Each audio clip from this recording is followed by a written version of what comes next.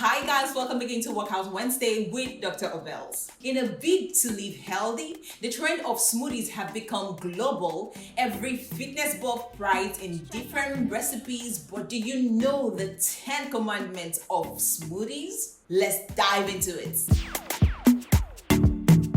Smoothies can never replace all the food nutrients, no matter all the orichirishi you combine to make it. You'll see some people add ugu, lime, orange, moringa, salt, thyme, maggi, pepper, haba. It is supposed to be a more convenient and richer alternative to whole fruits and not a buffet of French cuisine. In some people's life, thirst signal, smoothie. Hunger, smoothie. Headache, smoothie. Come on, it is neither water, food, nor drug. We know you're on a weight loss journey, but overdoing it will only disrupt your digestive system, causing bloating, abdominal cramps, and diarrhea. Those who have been taking smoothies for a very long time know what I'm saying, so just calm down with the intake, Most vegetables harbor bacteria and parasites on them, which if taken in high doses can cause bowel inflammation and reduce digestion.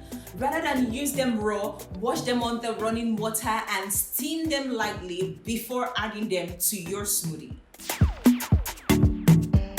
As much as it can be embraced as a fruit alternative, they both have their pros and cons. Whole fruits contain more fiber and so aids in digestion of other food substances and can also help in stool formation.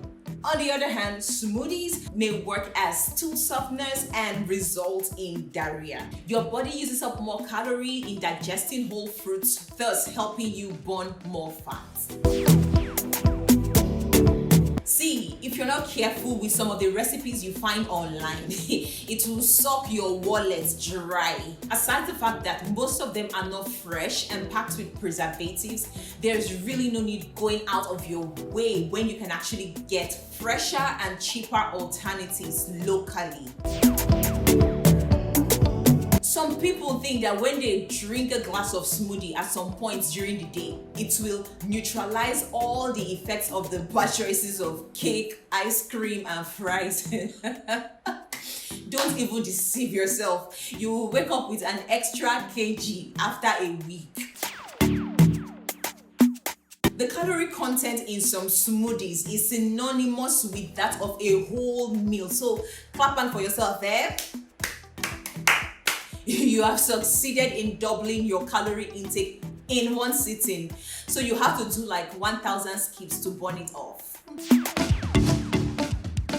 When you add beet sugar, honey, tapioca syrup, sweetened vanilla flavored nut milk, coconut sugar, your green smoothie becomes similar to an energy drink with reduced nutritional value. It also causes a sugar high that will increase your cravings and can be as dangerous as the usual fizzy drink. All I want to say is that always read the label around it, but some of them will still lie, shall. As much as you can, always make your smoothies yourself, because most packaged smoothies are just upgraded mineral 2.0 with a touch of fruits containing large quantities of sweeteners like xylitol and stevia, and this will just increase the total sugar content. While green leafy vegetables are high in fibers, essential minerals, and vitamins, kale, broccoli, cabbage, cauliflower contain goitrogens and can cause a dysfunctional thyroid resulting in goiter.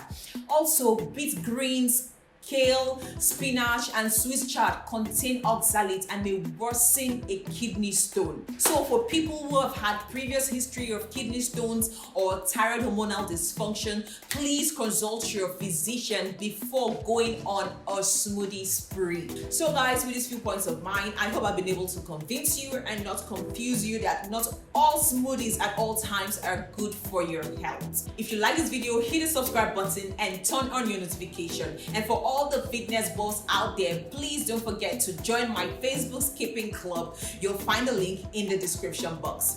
Stay fit, stay healthy, and I'll see you same time next week, Wednesday.